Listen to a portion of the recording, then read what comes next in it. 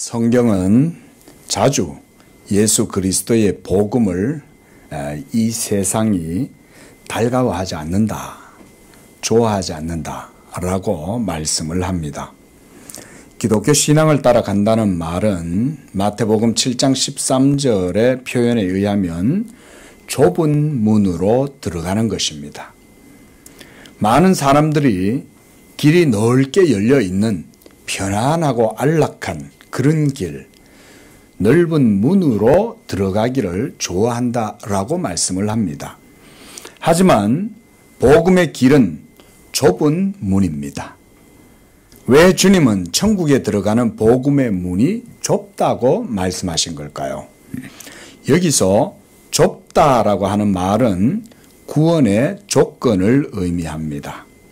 즉, 구원을 얻으려면 자기를 부인하고 죄를 버려야 하고 하나님의 말씀을 따라서 순종하고 그래서 오직 하나님만을 믿고 살아야 한다. 그런 말씀이 좁은 문이라는 의미입니다. 한마디로 말하면 예수 믿는 믿음으로만 사는 것, 그렇게 요약을 할 수가 있겠습니다. 그러니까 넓은 문으로 들어가는 사람들이 걸어가는 크고 넓은 길은 바른 복음의 신앙과 정반대의 의미라고 보시면 되는 거죠. 넓은 길은 자기 십자가를 지고 자기를 부인하기보다는 자기를 사랑하고 자기 생명을 아끼고 그래서 자기의 의로움을 자랑하고 그래서 세상의 가치와 영광을 사랑하고 또한 육체의 즐거움을 따라 육체의 소욕을 따라서 살아가는 것, 이런 거를 믿음과 함께 적절하게 아주 지혜롭게 다 이렇게 섞어 넣어 가지고 신앙생활을 하는 거, 이게 바로 넓은 길이라고 할 수가 있습니다. 예수를 믿어도 하나님 말씀대로 믿으려고 하기보다는 이 세상의 것도 적당하게 즐기고 그래서 그렇게 신앙생활을 하면 멋있다 라고 생각하는 이런 풍조들도 있지 않습니까? 어떤 분들은 그러더라고요. 무슨 고지식하게 청교도들처럼 그렇게 그냥 예수를 믿냐. 그냥 세상도 적당하게 즐기면서 그러면서 세상 속에서 안 믿는 사람들하고도 잘 섞여 지내고 그래야 그게 예수 잘 믿는 거지 라고 하면서 이런 식으로 얘기하는 사람들도 있다는 거죠. 또한 자기를 사랑하는 것, 자기의, 우리가 에고이스트 이런 사람들이 있잖아요. 자기의 자만심이 강해가지고 자기의 행하는 모든 일들을 아름답다고 생각하는 사람들, 나의 미모는 얼마나 아름다운가 라고 해서부터 시작하고 또 나의 육체는 얼마나 매력적이냐, 정말 두고 보기에도 아까운 그런 나의 모습이 아니냐, 이런 자기애에 빠져가지고 사는 사람들, 바로 그런 사람들이 이 세상에 얼마나 많습니까? 그렇지 않은 사람이 오히려 매우 소수에 속하죠. 그렇죠? 본문에서 사도는 복음을 부끄러워하지 않는다고 말하는데 이는 세상이 복음을 싫어하는 속성을 가졌기 때문에 사도가 그렇게 말을 하는 거예요. 당시의 로마는 거대한 제국이고 그 중심부가 바로 이 로마 아닙니까? 얼마나 찬란한 문명을 자랑합니까? 아직까지도 로마의 위용은 여전히 오늘날에도 영향을 미치잖아요. 그렇죠? 고대의 헬라의 문명, 그 다음 로마의 문명은 아직까지도 영향을 미치는 거예요. 우리가 쓰고 있는 영어도 여전히 라틴어 이런 것들이 사문화됐다고 해도요, 죽은 언어라고 해도 여전히 라틴어 한다 그러면은 다들 대단하게 봅니다. 자, 여러분, 예수 믿는 우리는 좁은 문으로 들어가는 자인 줄로 믿으시기를 바랍니다. 예수 믿기로 마음 먹었으면 우리는 좁은 문으로 가는 거예요. 거기가 정도예요. 천국에 들어가기를 원하는 자는 많은 사람들이 따르는 넓은 길로 가는 것들을 볼 때 오히려 두려워해야 됩니다. 많은 사람들은 편하고 좋은 길로 가는 거예요. 굳이 예수 믿는데 그렇게까지 답답하게 꽉 막혀가지고 고지식하게 앞도 뒤도 안 통하고 융통성도 없이 그러고 믿냐? 라고 하면서 예수 믿는 사람들조차도 뭐라고 하잖아요. 그러나 예수를 믿으려면 바르게 하나님의 진리를 따라서 지식을 쫓는 그런 신앙을 추구할 때 바로 우리는 그렇지 않은 많은 사람들을 볼 때 두려워해야 되는 것이죠. 얼마나 많은 사람들이 넓은 길로 가고 있습니까? 신앙생활을 한다고 해도 넓은 길로 가는 신앙생활을 하기를 원하는 것이죠.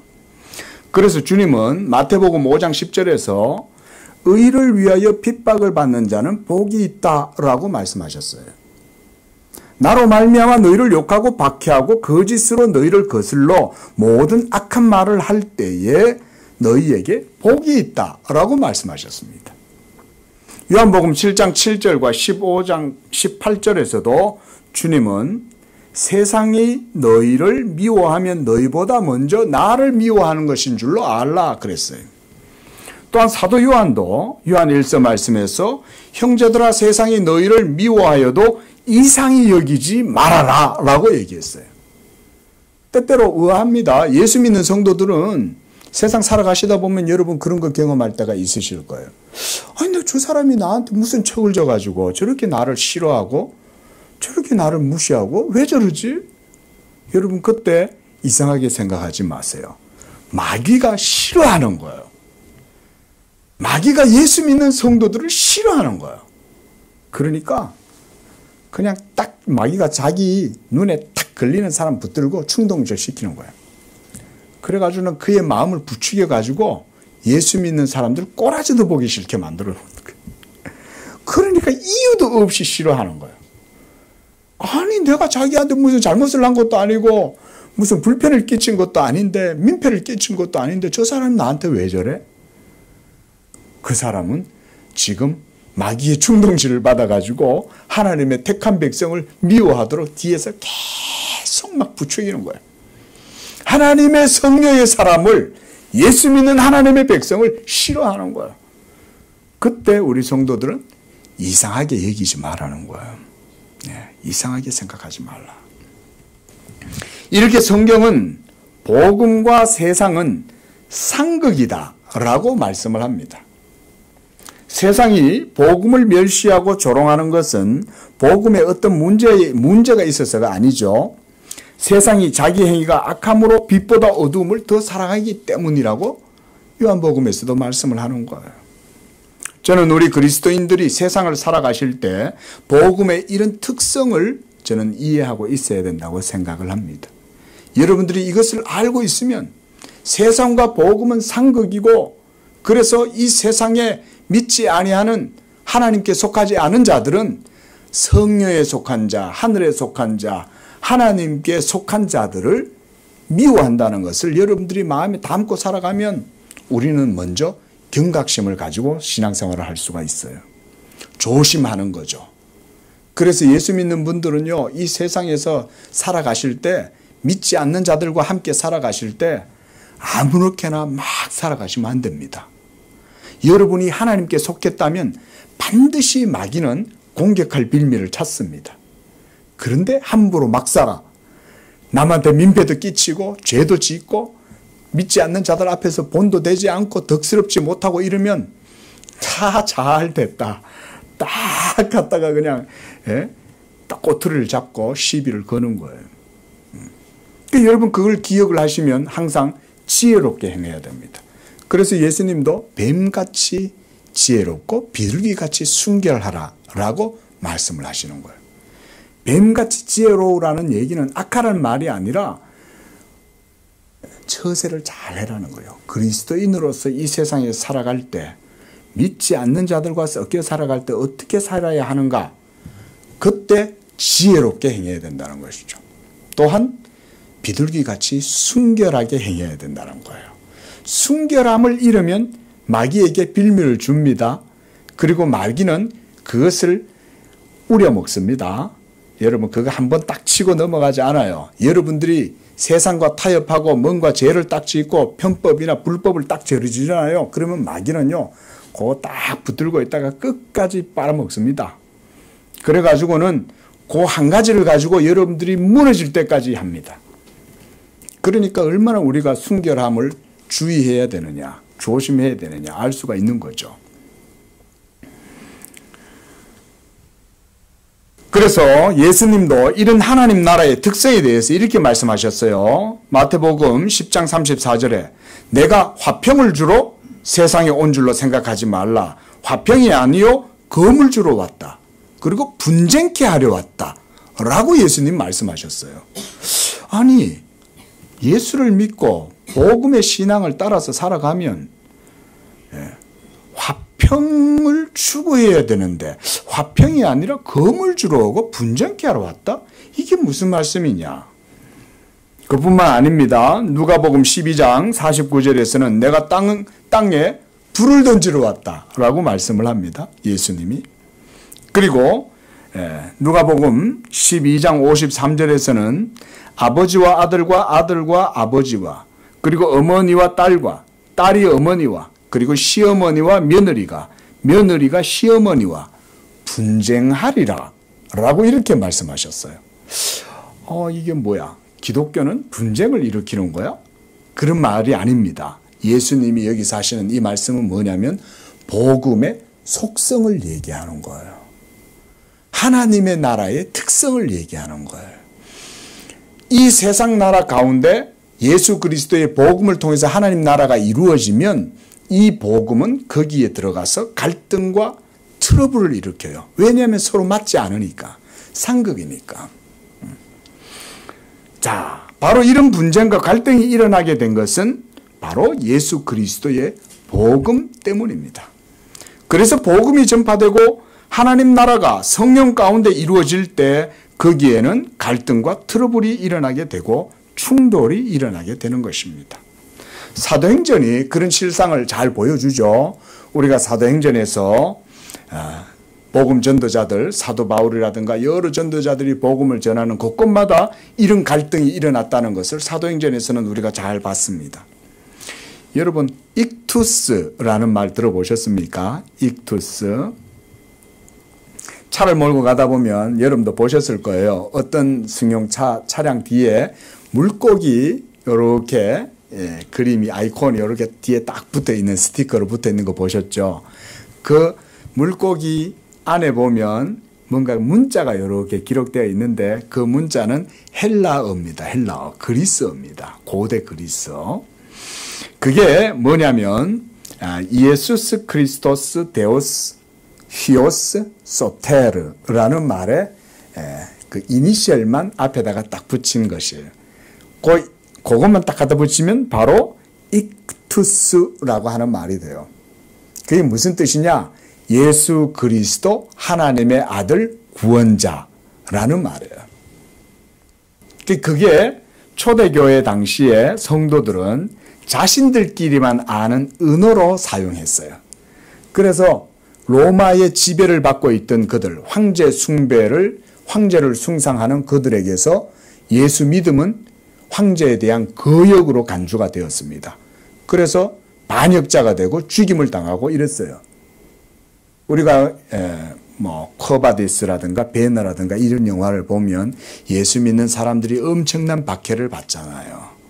네로에 의해서 박해를 당하고 엄청나게 사람들이 옥에 투옥되고 이러지 않습니까?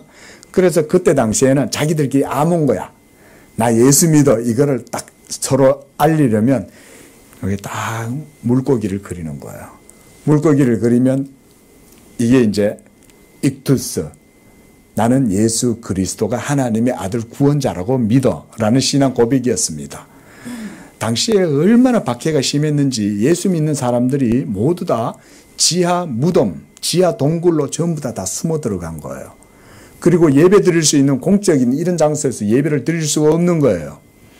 그러니까 지하 동굴에 들어가가지고 거기서 모여가지고 예배를 드리고 거기서 성찬을 나누고 거기서 사도의 말씀을 듣고 그렇게 신앙생활을 했던 거예요.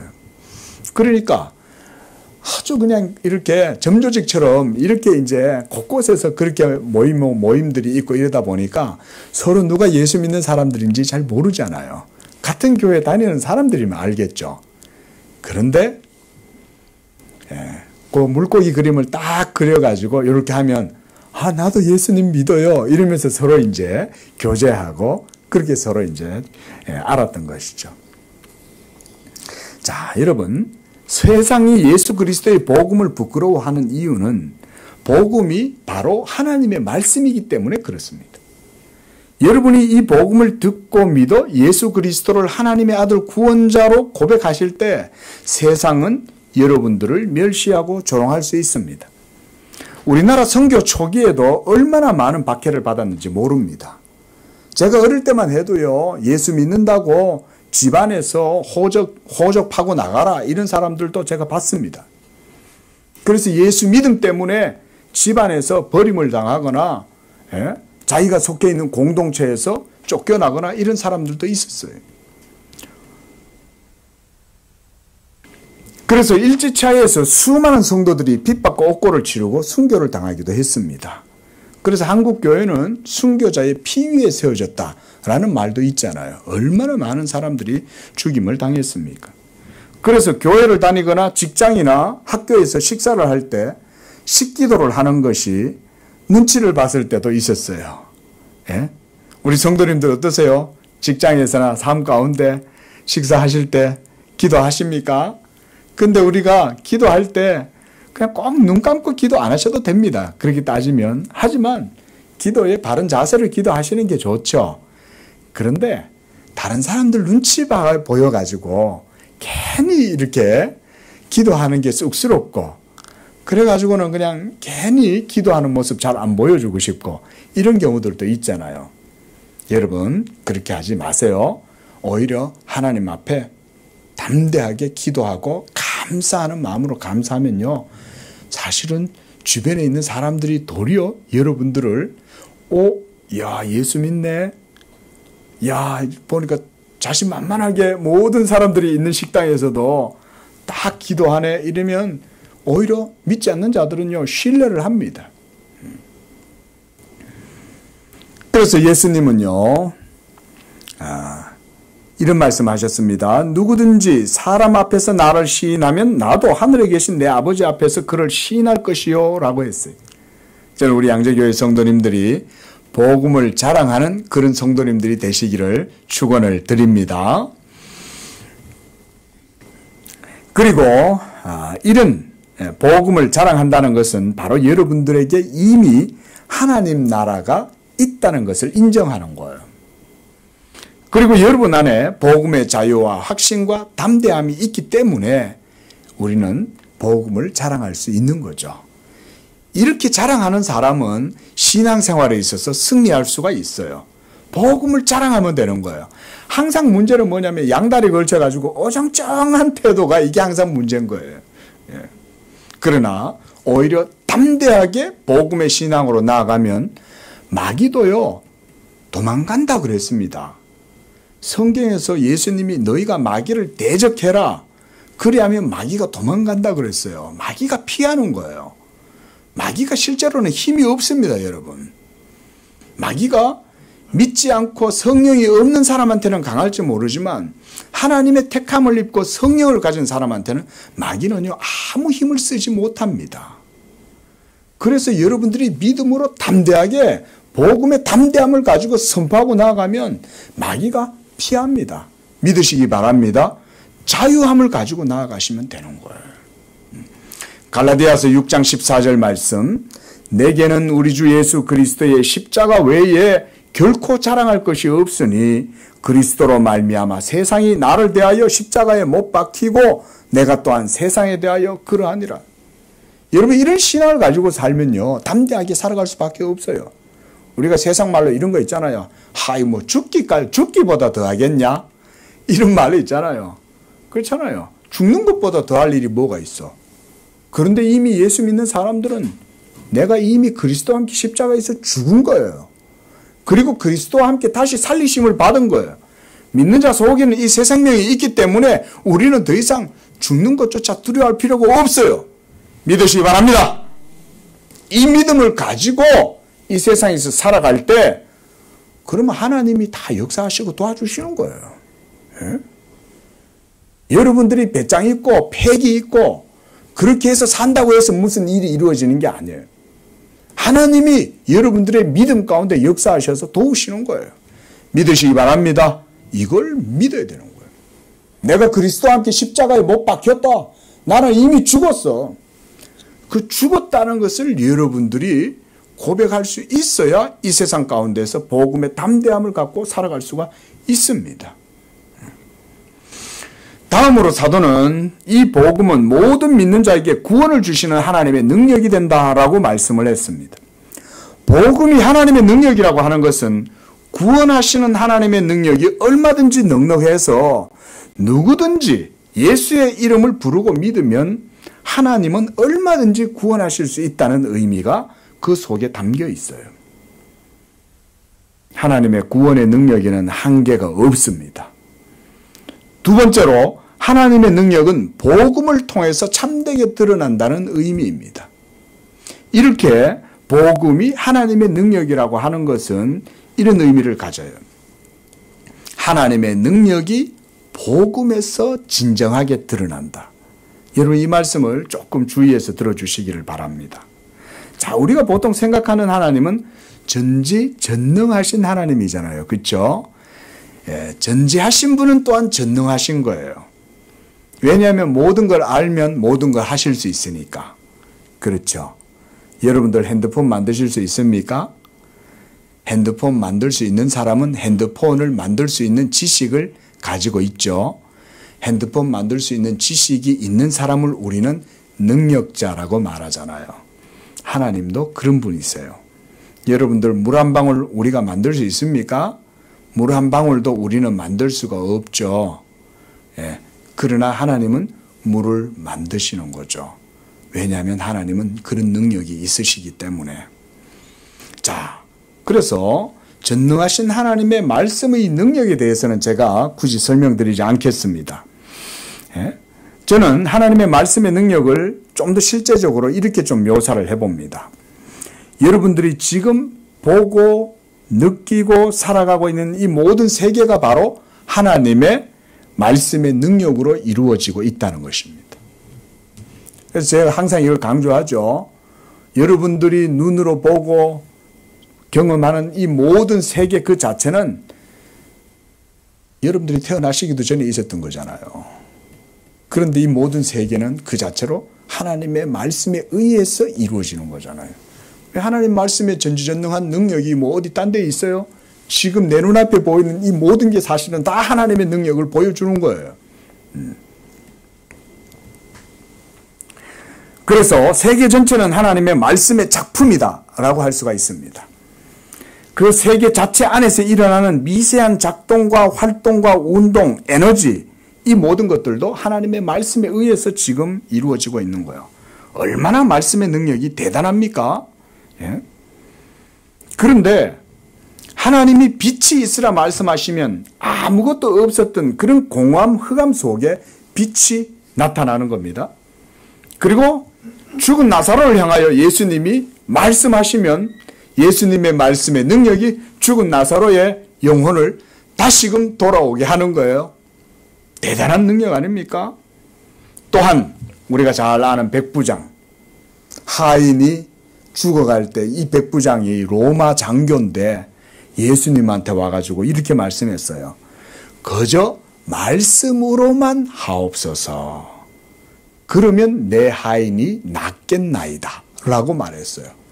여러분 이 대단한 믿음입니다. 예? 별로 안 놀라시네요. 예? 대단한 믿음입니다. 그것도 유대인이 아니잖아요. 이방인, 그것도 로마의 장교잖아요. 얼마나 오만해요. 로마의 장교들은 로마의 백부장 정도 되면요 밑에 휘하가 100명인 거예요. 장교들이. 예? 그런 사람은요 당시에 그냥 칼 꺼내가지고 죽이고 싶은 사람 아무나 죽여도 아무 말 못하는 거예요. 그런 시대의 백부장이 예수님께 대해서 이런 믿음을 가졌다는 것은 이거는 하나님의 기적의 역사인 거예요. 예? 그 사람이 하나님 예수님께 대한 믿음의 고백이 대단하지 않습니까? 주여 말씀만 하십시오. 말씀만 하시면 당신이 하신 말씀대로 내 하인이 나을 겁니다. 이 믿음을 가진 거잖아요. 그 예수님도 깜짝 놀랐어요. 이야, 놀랍다. 내가 이스라엘 어디에서도 이만한 믿음을 본 적이 없다. 유대인들조차도 하나님의 백성이라고 하면서도 이런 믿음이 없었는데 이 이방인 백부장이 이런 믿음을 가졌다니 놀라운 일이잖아요. 하나님의 말씀은 그런 줄로 믿습니다. 하나님의 말씀의 능력이 그런 데서 나타나는 것입니다. 그래서 사도는 이러한 하나님의 말씀의 능력이 바로 예수 그리스도의 복음이라고 말하고 있는 거예요. 예수 그리스도의 복음의 능력이 바로 하나님의 말씀의 능력이라고 말하고 있는 것입니다. 여러분들 여기에 주목을 하십시오. 우리가 보통 생각하는 예수 그리스도의 복음은 십자가, 연약한 십자가를 여러분들이 많이 또 올리잖아요. 그렇죠? 예? 여자들의 액세서리, 귀걸이, 목걸이 정도에나 걸고 다니는 정도로 우리가 십자가를 연상할 수 있을지 모르지만 여러분, 십자가는 그 정도가 아니에요. 십자가는 정사와 권세를 모두 다 무너뜨리는 게 십자가예요. 그래서 죄로 말미암아 죽은 여러분들의 영혼에 생명을 주는 것이 바로 이 복음이고, 여러분들을 의롭게 하는 것이 이 복음이고, 여러분들을 하나님 앞에서 의로운 사람으로 세워주는 것이 바로 복음입니다. 이것이 얼마나 큰 능력이에요. 우리가 보통 생각하는 능력은 물리적인 현상이나 힘을 많이 생각하고 에너지를 많이 생각하는데, 여러분 진짜 힘은 뭔지 아세요? 죽은 영혼을 살리는 게 진짜 힘입니다. 여러분 보세요. 사람의 마음 하나 일으키는 거는 정말 죽었다 깨어나도 우리는 못합니다. 그런데 하나님의 말씀의 능력은 그걸 한다는 것입니다. 예수 그리스도의 복음을 듣고 믿을 때에 성령이 역사하셔서 죽은 사람의 마음속에 생명의 영을 불어넣으셔서 그로 하여금 산영이 되게 하고 의롭게 하고 하나님을 알게 하고 구원을 누리게 하고 기뻐하게 하고 행복하게 되는 거. 예. 자, 이것이 바로 십자가의 복음인 것입니다. 이러한 구원하시는 하나님의 능력이 복음을 통해서 나타나게 될 때 누구든지 예수 그리스도의 복음을 듣고 믿는 자들이 구원을 얻게 되는데, 그 수가 얼마나 되든지 간에 하나님은 얼마든지 구원을 하실 수 있다라고 하는 거예요. 그게 바로 복음의 능력이라는 말인 거예요. 예. 세 번째 의미는요, 복음은 빈부 고하를 막론하고 모든 자들에게 다 열려 있다 이거예요. 왜냐하면 하나님의 은혜와 능력은 넉넉하니까 누구든지 그의 이름을 부르는 자는 한계가 없이 그의 이름을 부르는 자들은 구원을 얻는다. 문제는 부르지 않아서 문제지. 문제는 예수의 복음을 찾지 않아서 문제지. 그러나 하나님의 구원의 복음은 열려 있다. 그게 하나님의 능력 아닙니까? 얼마든지 우리 성도들 기도하실 때 하나님께는 제한이 없다는 것을 믿으시기 바랍니다. 기도하실 때도 여러분 크게 구하세요. 예? 크게 믿으시기 바랍니다. 기도하실 때도 하나님의 능력이 많기 때문에 여러분들이 구하는 뭐든지 다 이루어진다. 지난주에도 제가 그런 설교를 들었지만 우리나라 초기에 100만 구령 운동을 펼쳤잖아요. 100만 구령 운동이 응답 받았습니까? 못 받았습니까? 응답 받는데 10배는 넘게 받았잖아요. 그렇죠? 한국교회 성도가 1000만이 넘은 거예요. 예? 그 당시에 1910년도 당시에 100만 구령 운동을 하겠다고 전국의 선교사들과 온 기독교회들이 다 모여가지고 100만 구령 운동을 막 펼쳤지만 그게 끝까지 결실을 맺지 못한 것 같았어요. 그런데 그때 그렇게 결심을 하고 열심히 기도하고 했던 것이 한국교회의 열매로 나타났잖아요. 여러분, 하나님 나라는요, 하루 이틀 만에 결판 나지 않습니다. 최소 3년부터 시작하는 거예요. 3년부터 최소 단위. 그리고 10년. 저는 우리 양재교회도 10년, 20년, 30년이 됐을 때 이곳에 하나님의 영광을 위한 백성들이 확 일어나서 복된 예배, 하나님께 영광 돌리는 그런 탁월한 복음이 증거되고 하나님의 영광이 가득한 그런 교회가 될 줄로 믿습니다. 우리 성도님들도 그렇게 믿음으로 기도하십시오. 그건 하나님의 이름으로 하나님의 영광을 위해서 구하는 거니까 여러분 뭐 그거 구하는데 뭐 돈이 들어요? 뭐가 들어요? 그렇죠? 마음껏 기도합니다. 하나님, 그래서 저는 그래요. 하나님, 이 지금 정말 제가 부족한 거 하나님 잘 아시지 않습니까? 저를 위해서 기도하는 성도 3,000명을 주십시오. 저는 진짜 이렇게 기도합니다. 응? 하나님한테 맡겨버리는 거예요. 뭐 3,000명 주는 거 하나님한테 무슨 뭐 제한이 있겠어요? 우리 성도님들도 그렇게 기도하시기 바랍니다. 그렇게 믿고 기도하는 게 신앙의 재미지. 요만큼 구해가지고 뭐가 되겠냐 이건 거예요. 예? 하나님의 능력이 나타나는 곳에는 또한 하나님의 선하신 능력이 나타납니다. 자, 여러분, 전지는 전능이라 그랬어요. 그렇죠? 하나님의 모든 지식은 또한 하나님의 능력입니다. 그래서 하나님이 아시는 모든 것은 하나님은 다 하실 수 있기 때문에 우리가 그래서 전지전능을 하나님께 같이 붙이는 거예요. 동시에 하나님의 선하심이 드러나는 거기에 또한 하나님의 능력이 나타나는 거예요. 그래서 하나님의 능력은 하나님의 선하심입니다. 하나님께는 이렇게 붙이는 거예요. 하나님의 사랑은 하나님의 능력이에요. 빛은 하나님이에요. 그럼 또 사랑도 빛이에요. 하나님께는 이렇게 모든 수식어가 다 통해요. 예. 그래서 하나님의 능력은 자비와 사랑의 능력이요. 하나님의 선하심은 바로 하나님의 능력이다 라고 할 수가 있습니다. 보세요. 하나님의 능력이 나타나는 곳에는 하나님의 선하심이 또한 드러나게 되어서 선하심이 드러나면 어떻게 되겠어요? 악함이, 불의함이, 더러움들이 떠나가겠죠. 자, 여러분들의 삶을 한번 돌아보십시오. 여러분들의 삶을 주변에 불의함과 악함과 더러움들이 있으면 여러분들 괴롭죠. 그렇죠? 그것 때문에 애통하죠. 그것 때문에 갈급하죠. 그것 때문에 고통스럽고 슬프죠. 근데 그거 여러분들의 힘으로 그걸 해결할 수 있습니까? 이런 고통 속에서 살아갈 때 우리가 그것들을 박멸하고 그것에 선을 세운다는 것은 내 자신의 희생이 있어야만 될 경우가 많아요. 내가 희생해도 안 돼. 예. 전태일이라는 청년이 그렇게 힘들고 어려운 공장에 노동하는 그런 소녀들이 시골에서 올라와가지고 얼마나 업주들한테 착취를 당하고 고통을 당할 때 전태일이가 그런 것을 보면서 자기를 몸을 불살랐잖아요. 그 한 사람의 죽음 때문에 겨우 이 공장에서 일하던 그런 처녀들이 어느 정도 혜택을 누렸지 않습니까? 여러분, 악을 모두 다 척결하고 타파하고 세운다는 일은 여러분 그렇게 쉬운 일이 결코 아닙니다. 예수 믿음으로 우리 성도들이 이 땅에서 살아가실 때 의로움으로 인해서 고통당하게 되고 애통해하고 그런 것들을 볼 때 여러분들이 그 가운데에서 그걸 세우기 위해서 살아간다는 게 쉬운 일이 아니라는 거 우리 성도님들 잘 아실 거예요. 그런데 여러분, 우리는요 전태일처럼 그렇게 그냥 분신 자살하고 그렇게 하면 안 됩니다. 물론 그의 행동은 의로운 행동이라고는 할 수는 있어도 세상의 기준에서는 의롭지만 우리 성도들은 그런 방법으로 의를 세우시면 안 됩니다. 성도들은 하나님이 계시기 때문에 하나님께 기도하면 되는 거예요. 그러나 악과는 타협을 하지는 마십시오. 그러나 하나님께 기도하십시오.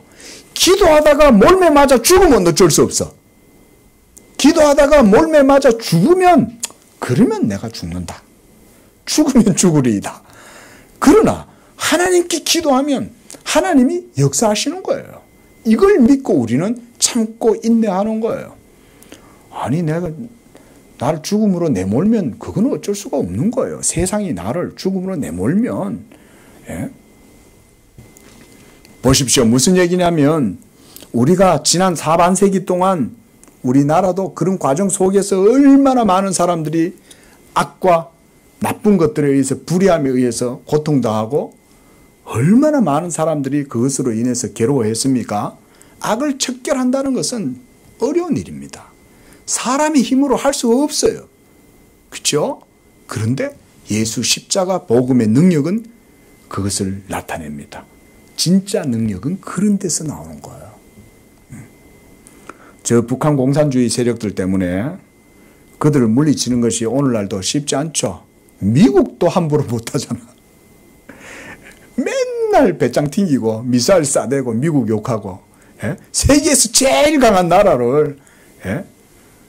저 러시아도 중국도 함부로 못하는데, 예? 구석에 처박혀 있는 쬐끄만한 북한이 맨날, 예? 미국 대통령 욕하고 그러잖아요. 악의 축을 무너뜨리는 것은요, 엄청난 에너지와 파워가 있어야 돼요. 그 함부로 못해요. 사탄이 딱 붙들고 역사하는 겁니다. 중국과 러시아를 딱 붙들고 이 공산주의의 마지막 보루를 끝까지 붙들고 있는 거예요. 예? 안 놓는 거예요. 그런데 하나님이 하시면 되는 줄로 믿습니다. 하나님의 능력은 기가 막힌 방법으로 하시는 거예요. 예? 선한 세상을 이루기 위해서 이렇게 힘이 있어야 되는 거예요. 이 힘의 원천은 선한 하나님의 능력이요. 그게 바로 예수 그리스도의 복음의 능력이라는 거예요.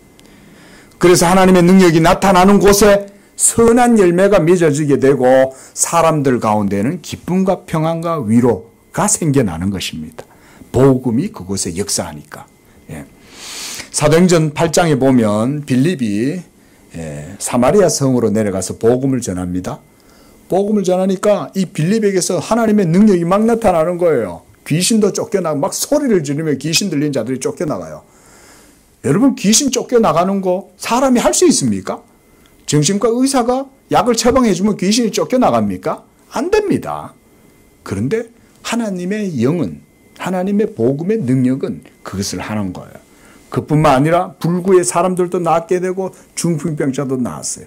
그래서 사도행전 8장 8절에 보면 그 성에 큰 기쁨이 있더라 그랬어요. 저는 우리 양재교회를 통해서 이런 하나님의 큰 기쁨이 나타나기를 소망합니다. 예. 여러분들도 기도를 그렇게 하십시오. 하나님, 우리 양재교회 아직은 어리고 부족하지만 이 양재교회를 통해서 하나님의 큰 구원의 기쁨이 이 양재 지역에 그리고 이 서울에 임하기를 원합니다. 이런 마음으로 기도해 주십시오. 그래서 복음은 이처럼 하나님의 능력이지만 그것은 세상의 권세와 힘과는 같지 않아요. 하나님의 선하심이 복음의 능력을 통해서 드러나게 될 때 진정한 기쁨을 경험하게 되고 자유하게 되고 평안과 안식과 위로를 얻게 되는 것입니다. 지금 바울이 로마에 있는 성도들에게 전해주려고 하는 것이 바로 이런 복음입니다. 저는 로마서 강해를 통해서 우리 성도님들도 이런 복을 누려보기를 저는 마음으로 바라고 있습니다. 바라옵건대 이 말씀 정말 제가 부족하지만 함께 로마서를 보고 함께 상고하는 가운데 우리 성도님들께 이 복음의 은혜와 능력과 복이 임하시기를 축원을 드립니다. 예. 세상은 이 복음을 멸시하고 조롱하고 어리석고 미련한 것으로 여깁니다. 하지만 구원을 얻은 우리에게는 하나님의 지혜요, 하나님의 능력이 이 복음입니다. 고린도전서 1장 18절 말씀을 한번 찾아보시기 바랍니다. 고린도전서 1장 18절 말씀입니다. 자, 우리 함께 18절 읽습니다. 시작. 십자가의 도가 멸망하는 자들에게는 미련한 것이요 구원을 받는 우리에게는 하나님의 능력이라 그랬습니다. 그 다음 23절 읽습니다. 시작. 우리는 십자가에 못 박힌 그리스도를 전하니 유대인에게는 거리끼는 것이요 이방인에게는 미련한 것이로되 24절 오직 부르심을 받은 자들에게는 유대인이나 헬라인이나 그리스도는 하나님의 능력이요 하나님의 지혜니라 라고 했습니다. 복음이 하나님의 능력이라고 하는 것은 그것이 하나님의 진리이므로 성령께서 그 복음이 증거되는 곳에 역사하시기 때문에 그게 하나님의 능력이라고 그러는 거예요. 오늘도 우리 가운데 하나님의 복음이 증거되고 선포되어질 때 하나님의 성령이 여러분 안에 역사하시는 줄로 믿으시기 바랍니다.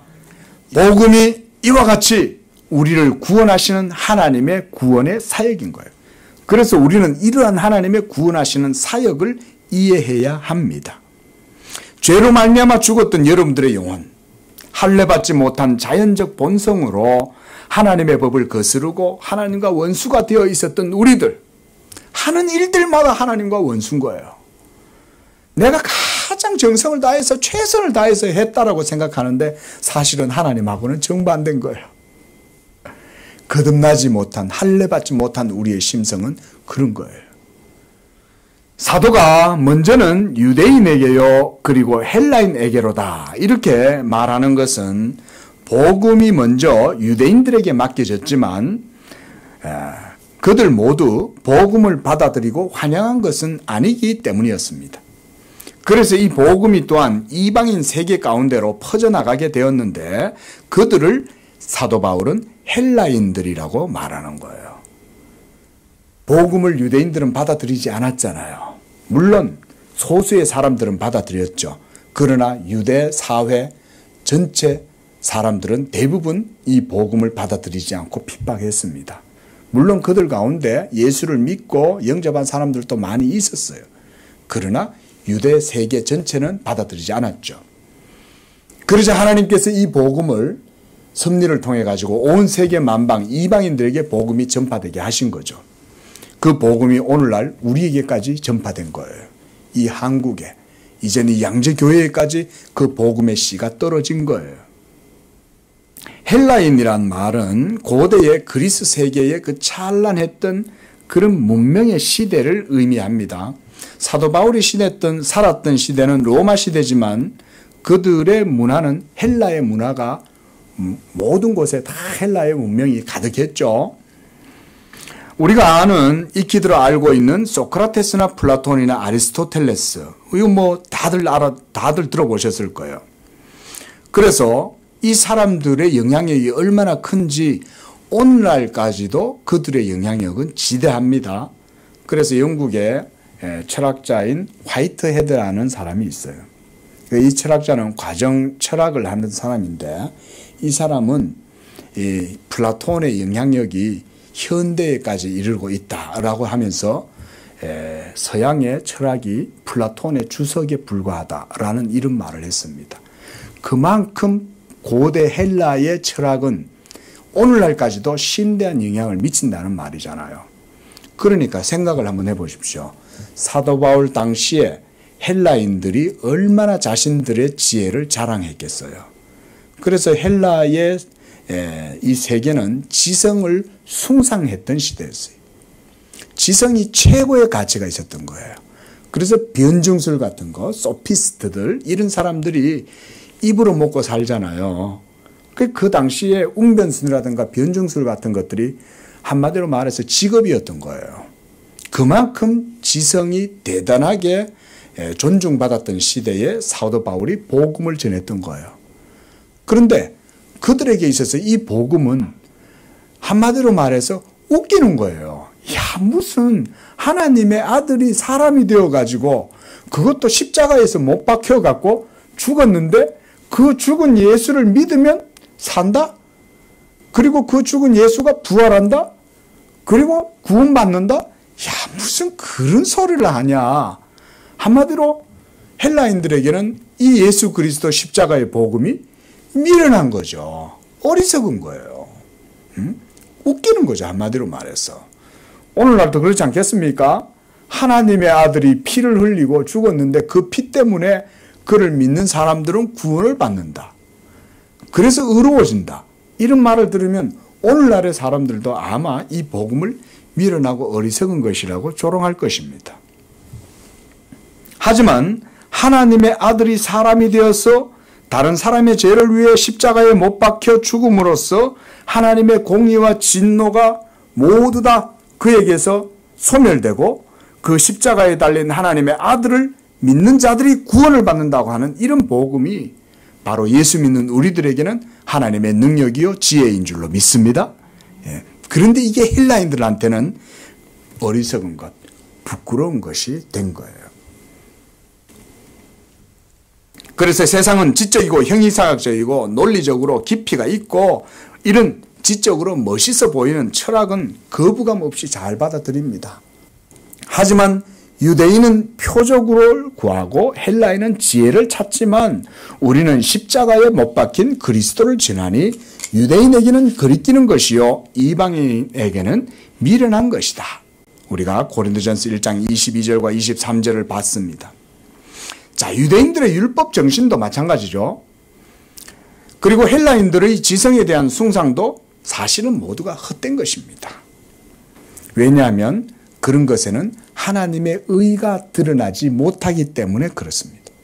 그리고 유대인들의 율법의 행위나 그리고 헬라인들의 철학적 지혜도 하나님의 의의 기준에 미칠 수가 없는 거예요. 철학이 아무리 뛰어나고 탁월해도 하나님의 의의 기준에는 미치지 못하죠. 그저 인간의 머리에서 나온 게 철학이잖아요. 인간에게서 나오는 거잖아요. 인간에게서 나오는 것은 선한 게 없어요. 그래서 사도는 오늘 본문 17절에서 복음에는 하나님의 의가 나타난다라고 말하는 거예요. 철학도 율법의 행위와 자랑도 하나님의 의를 드러내지 못하고 그래서 유대인들과 헬라인들이 이 복음을 거리끼고 미련한 것으로 여길지라도 예수 그리스도의 복음에는 하나님의 의가 나타난다고 하는 것입니다. 여러분 복음이라는 것이 무엇입니까? 복음 헬라 말로 유앙겔리온이라고 해요. 유앙겔리온. 이건 바로 가스펠이란 말입니다. 굿 뉴스, 좋은 소식, 복된 소식 이런 말이에요. 복음이란 말은 그래서 사람 힘으로 절대로 할 수 없는 것을 이 복음이 할 수 있도록 해주기 때문에 그게 복음인 거예요. 여러분들은 절대로 할 수 없어요. 내 지혜와 노력과 그 어떤 것을 갖다 넣어도 힘으로도 절대 할 수 없는 거예요. 절대로. 그런데 그것을 할 수 있는 것이 있어요. 그러면 그게 바로 복음이죠. 뭐예요? 야, 그런 게 있었어? 그게 바로 복음인 거예요. 사람이 할 수 없으니까. 그래서 여러분들의 힘과 지혜와 노력으로 하나님의 구원의 의와 기준에 도달할 수 없을 때 우리는 좌절할 수 있고 절망에 빠질 수가 있고 슬퍼할 수 있습니다.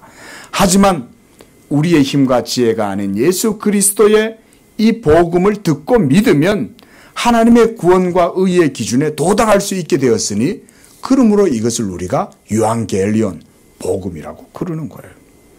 바로 이 복음에서 하나님의 의가 나타난다라고 사도가 말합니다. 여기서도 하나님의 의는 능력의 개념을 내포하고 있습니다. 여러분, 의는 능력입니다. 아까 우리가 하나님의 선하심이 능력이라 그랬죠? 하나님의 의는 또한 능력이에요. 이걸 여러분들이 잘 마음에 담아두시기를 바랍니다. 하나님께서는 자신의 의를 세우실 때 거기에는 그러니까 하나님의 능력이 동반되는 거예요. 하나님의 능력이 나타나는 거기에는 또한 하나님의 의가 지배하는 거예요. 그래서 하나님의 나라가 임하면 권능으로 임하는데 거기에는 하나님의 의가 나타남으로 사람들이 기뻐하게 되는 거예요. 바로 여러분 이런 예를 드릴 수가 있습니다. 여러분들이 기차가 이렇게 쫙 지나가요. 예? KTX 열차가 확 지나갑니다. 그런데 그 기차 안에 타고 있는 사람들은 수학여행을 가는 사람들도 있고 또 정동진의 뜨는 해를 보려고 가는 데이트하는 연인들도 있고 여행을 가는 사람들도 있습니다. 그래서 그 기차를 타고 있을 때 사람들은 그 안에서 막 즐거워하는 거예요. 하지만 그 기차가 지나갈 때는 엄청난 힘이 수반되죠. 엄청난 에너지와 능력이 그 기차한테는 있는 거예요. 그 많은 사람을 싣고도 엄청난 속력으로 시속 300km 이상을 달리잖아요. 그래서 철로 위를 달릴 때 막 들크덩거리는 소리도 들리고 바람이 일어나가지고 주변에 있는 나무들이 전부 다 일렁이고 기차가 한번 지나가면 야단이 나죠. 하지만 그 기차 안에 있는 사람들은 어떻습니까? 즐겁고 유쾌하죠. 저는 하나님의 의와 능력이 그런 거라고 생각하는 거예요. 우리가 하나님의 의로 말미암아 구원을 받고 그 안에서 기뻐하고 즐거워하고 자유를 누릴 때에 하나님의 능력이 거기에 같이 동반되어져 있는 거예요. 그러니까 이 KTX가 확 지나갈 때 아무도 거기에 범접하지 못하듯이 하나님의 능력이 여러분들과 함께 할 때 여러분 악한 것들이 여러분들을 조금 더 해하지도 못하는 것입니다. 지켜주는 거예요. 그런 것이 하나님의 의와 능력입니다. 자, 이렇게 복음이 주는 구원의 기쁨은 그런 것처럼 하나님의 능력이 거기에서 수반되는 겁니다. 이 능력을 우리가 이와 같이 구체적으로 묘사하면 하나님의 말씀과 함께 역사하시는 성령의 역사, 이걸 듀나미스, 파워라고 그러는 거예요. 이걸 듀나미스, 파워다. 듀나미스란 말은 다이너마이트의 어원입니다. 그런 힘이 하나님의 구원의 능력 가운데 나타나는 것입니다. 보십시오. 여러분들의 죽은 영혼을 살려서 하나님 앞에 의로운 존재로 만들고 여러분들을 새로운 피조물로 창조하시는 이런 사역이 이처럼 예수 그리스도의 복음, 이 객관적인 재료를 통해서 성령의 주관적인 역사를 통해서 여러분 안에서 일어날 때 여러분들을 생명과 의의 존재로 만들어준다는 거예요. 이것이 예수 그리스도의 복음이다. 사도 바울은 지금 이 얘기를 하는 거예요. 복음에는 하나님의 의가 나타나서 그의 능력이 믿는 자 속에 역사함으로 죽은 여러분들의 영혼, 거듭나지 못하고 할례받지 못한 여러분들의 영혼을 하나님께서 선하고 의로운 영혼의 상태로 만들어주셔서 회심케 하신다. 사모하시기를 바랍니다. 여러분 이거 붙들고 기도하십시오. 이번 한 주뿐만 아니라 여러분들이 하나님 은혜 주실 때까지 이 말씀 붙들고 기도하십시오. 하나님, 내 영혼을 복음의 능력으로 의로우심으로 내 영혼을 새 생명을 주시고 내 영혼을 거듭나게 하셔서 하나님 닮게 하고 하나님의 생명과 기쁨과 의가 넘쳐서 그 가운데 자유를 누리고 이 땅 가운데에서도 담대하게 확신 있게 살아가게 하시고 그 복음의 말씀 안에서 내 삶이 또한 기업을 얻게 하시옵소서. 저는요 우리 성도님들께 이런 축복의 말씀을 드리고 싶어요. 복음의 은혜를 누리고 살아가고 믿음으로 하나님 말씀 붙들고 살아가는 삶에게는 하나님이 이 땅을 유업으로 주시는 거예요. 땅을 유업으로 주신다는 말은 여러분들이 땅 부자가 되게 해주겠다는 말이 아닙니다. 여러분, 성경이 말하는 건 그런 개념이 아니에요. 땅을 유업으로 얻는다라는 말은 뭐냐면 이 땅에서 여러분들의 삶이 확고하게 흔들림 없이 세워져서 여러분들이 살아가는 모든 삶의 영향력이 미치기 때문에 그 속에서 자연스럽게 부수적으로 또한 땅도 차지하는 거예요. 아니 우울증 걸려가지고 아무것도 못하고 그러고 살면 여러분 땅을 어떻게 차지해요? 그런데 복음의 능력 가운데서 삶을 살고 담대하게 살고 자유 가운데 믿음으로 살면 하나님의 성령의 선하신 역사 속에서 그런 것들을 하나님이 차지하게 하시는 거예요. 하나님이 그런 복을 주시는 것입니다. 믿으시기 바랍니다. 그게 바로 땅을 차지한다. 온유한 자는 땅을 위협으로 차지한다는 게 그런 건 거예요. 땅 부자 되게 하겠다는 말씀이 아닌 것입니다. 저는요 우리 성도님들이 이 복음의 은혜를 알고 그 가운데에서 이런 이 땅에서도 하나님 나라의 이런 영적인 복을 누림으로 그런 하나님의 기업이 여러분들 가운데 이루어지기를 원하는 것입니다. 자, 그래서 사도가 예수 그리스도의 복음 그 자체로 모든 율법과 모든 의를 성취했기 때문에 거기에서 하나님의 의가 나타난다. 또 이렇게 말씀을 하시는 거예요. 자, 여기서 우리는 그리스도께서 십자가의 사역을 통해서 율법의 두 측면을 모두 담당하고 이루셨다는 것을 볼 수 있어야 됩니다. 자, 로마서 10장 4절 말씀을 한번 찾아서 읽어보겠습니다. 자, 찾으셨으면 우리 다 같이 읽습니다. 시작. 그리스도는 모든 믿는 자에게 의를 이루기 위하여 율법의 마침이 되시니라. 여기서 율법의 마침이란 말은 십자가의 죽으심을 통해서 율법이 요구하는 바 하나님의 모든 의를 예수님이 십자가의 죽으심을 통해서 완전하게 성취했다 이런 말이에요. 그래서 율법은 마쳤다 이 말이에요. 율법이 마침이 된 마침표를 예수님이 찍었다 이 말인 거예요. 활용점점이란 게 정점이란 게 있잖아요. 그림을 다 그리고 난 다음에 용의 눈에다가 딱 눈동자를 딱 찍어 넣어야 이게 그림이 완성되잖아요. 예수님이 십자가에서 죽으심을 통해서 율법에 요구하는 모든 것들이 다 마침이 되었다. 완전히 이루어졌다 그 말인 거예요. 그래서 율법에 요구하는 바를 완전히 예수님이 satisfaction, 만족시켰기 때문에 하나님의 모든 의를 이루었으므로 이제 우리는, 이게 복음입니다. 여러분들은 더 이상 율법의 행위로 구원을 얻으려고 노력할 필요가 없는 거예요. 하나님 앞에 잘 보여가지고 구원받겠다. 내가 조금 수고해가지고 그 수고 덕분에 내가 구원 얻겠다. 이런 생각 전혀 하실 필요가 없다는 거예요. 그리고 그런 생각 해서도 안 되고. 그렇죠? 예? 예수 그리스도께서 모든 의를 다 이루었기 때문에 그럼 우리는 뭘 하면 돼요? 예수를 믿기만 하면 되는 거예요. 우리 권사님 말씀 잘하셨네. 믿기만 하면 되는 거예요. 믿기만 하면. 예수를 믿으면 예수가 십자가에서 다 이룬 그 의를 하나님이 우리의 것으로 삼아주신다. 할렐루야. 이게 복음인 거예요. 이런 거 들을 때 여러분들이 기뻐해야 되는 거예요. 야, 그렇구나. 이거 들을 때 기뻐해야 되는 거예요. 더 나아가 우리는 율법의 정죄와 심판의 형벌에서도 자유롭습니다. 여러분 더 이상 죄 때문에 고민하지 마십시오.